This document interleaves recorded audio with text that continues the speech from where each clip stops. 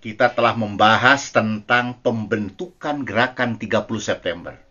Ya, Biro khususlah yang menjadi arsiteknya. G30S adalah suatu gerakan yang ingin menangkap atau istilahnya mendaulat para jenderal-jenderal Angkatan Darat yang waktu itu selalu dianggap menghalang-halangi rencana PKI. Dan dianggap kritis terhadap kebijakan-kebijakan Presiden Soekarno, pemimpin besar revolusi.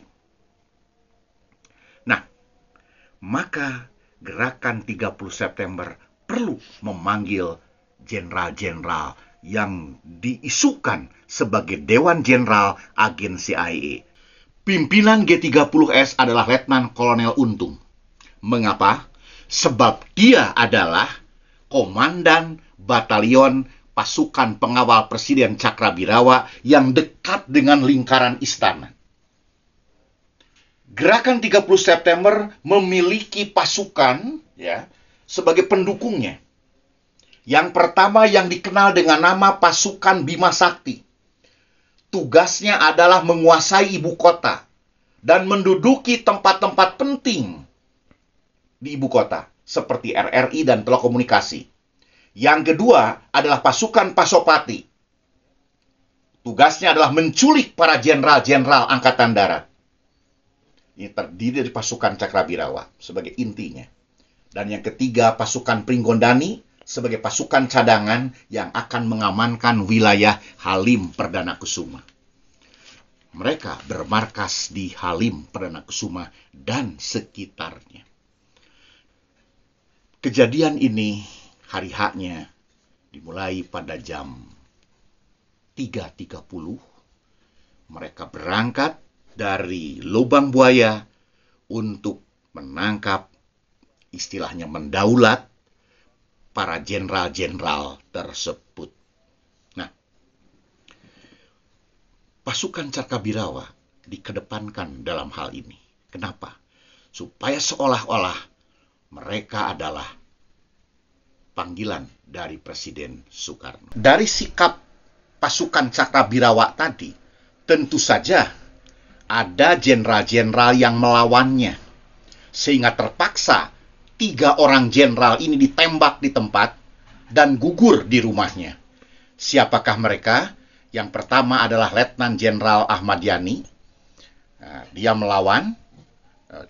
Cakrabirawa ngebentaknya, dia kemudian memukul dan dia ditembak di rumahnya.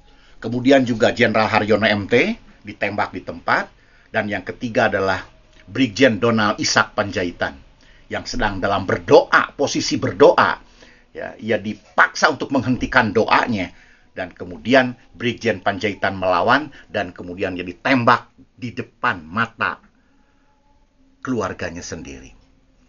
Nah, dalam proses penculikan tersebut, G30S yang tergesa-gesa dan kurang cermat, maka sasaran utama, yaitu Jenderal Abdul Haris Nasution, lolos dalam pengejaran itu.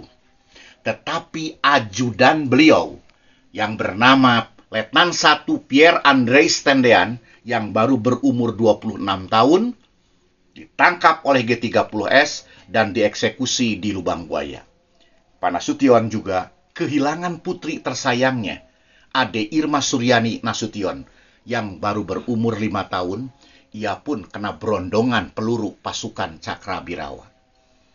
Nah, pada jam 7.15 pagi, 1 Oktober 1965, Gerakan 30 September telah menguasai RRI dan telekomunikasi.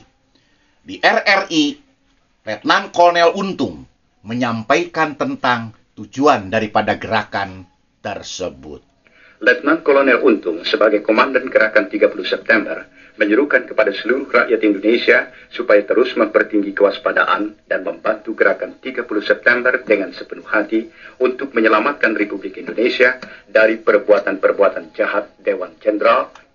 Bagaimana reaksi dari Presiden Soekarno, pemimpin besar revolusi, dan tokoh-tokoh lainnya terhadap peristiwa Gerakan 30 September dan pidato Untung tersebut? Yang pertama, reaksi Presiden Soekarno. Reaksi dari Presiden Soekarno ini betul-betul sangat mengecewakan tokoh-tokoh Angkatan Darat, karena pernyataan beliau seolah-olah mengecilkan arti dari peristiwa tersebut.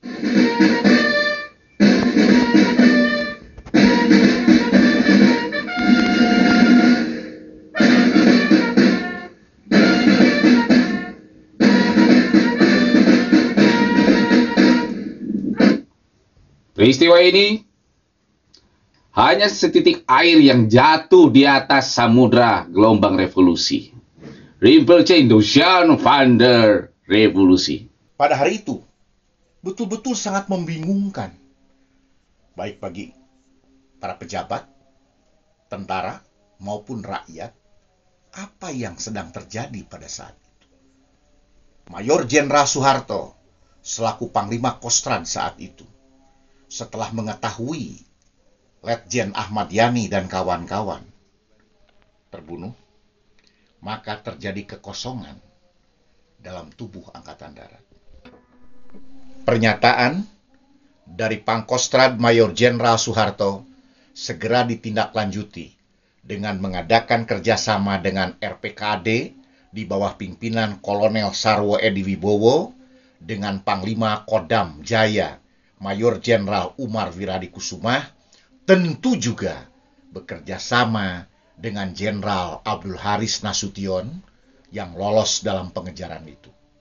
Tindakan cepat daripada Mayor Jenderal Soeharto yang menyebabkan gerakan 30 September ini dengan mudah dilumpuhkan. Yang jadi persoalan adalah bagaimana caranya Bung Karno meninggalkan Halim Perdana Kusuma. Saat ketika itu, Bung Karno berada di Halim Perdana Kusuma. Barulah setelah Presiden Soekarno meninggalkan Bandara Halim Perdana Kusuma pada sore hari pada tanggal 1 Oktober tersebut, barulah Jenderal Soeharto mengadakan operasi Halim. Jadi praktis pada 1 Oktober malam, gerakan 30 September di Jakarta berhasil dilumpuhkan. Tinggal sekarang bagaimana nasib jenazah para jenderal-jenderal